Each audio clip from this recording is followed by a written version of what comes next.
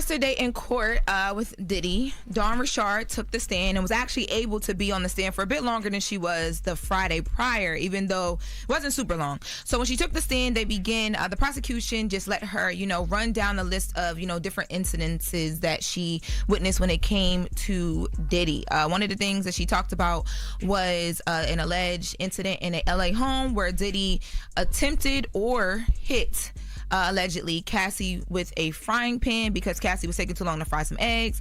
There was another incident that she talked about where she said she saw Diddy hit Cassie in the face allegedly when they were here in New York about to go to this festival in Central Park.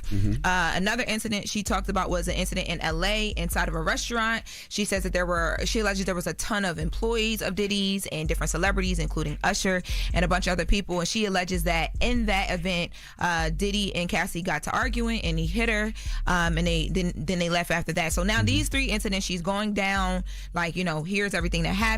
She also kind of went back into the whole the frying pan incident when the next day he came in and said, basically, you can't say nothing about this because people go missing. So she's detailing all these things, and she's talking about, how even for herself and for Kalina Harper, who was her other Dirty Money band member, they were scared because he had threatened to do something to them, and she said that she'd seen all these acts of physical violence, so she basically knew to stay in her place, even though she said they used to come to Cassie and be like, Cassie, you should leave him.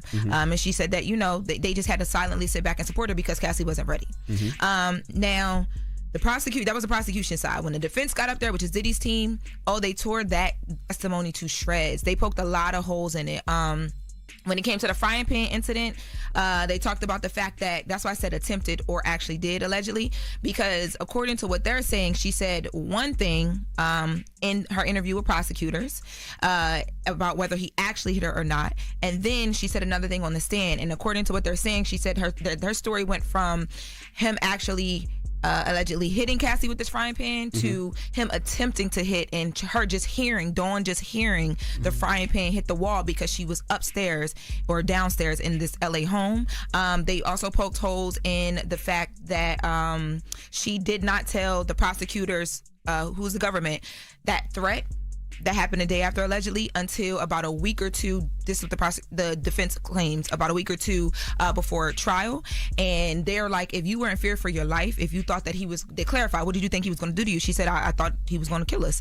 And they're like, if that was the truth, why did you wait? You met with the government at least 3 to 4 times before they actually found out that. Why did you wait so long? Like, they were just poking, man. Well, that's the defense's job, though.